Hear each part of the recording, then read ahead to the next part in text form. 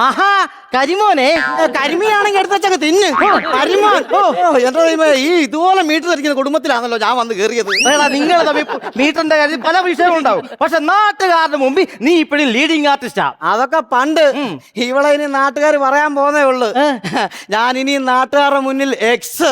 അയ്യോ എടാ, ഈ വാശിപ്പുറത്ത് കാണിക്കാൻ പറ്റുന്ന പരിപാടിയാണോടാ ഇത്? അച്ഛൻ ഉദ്ദേശിച്ചല്ല, ഇത് മുൻ ഭർത്താവ്.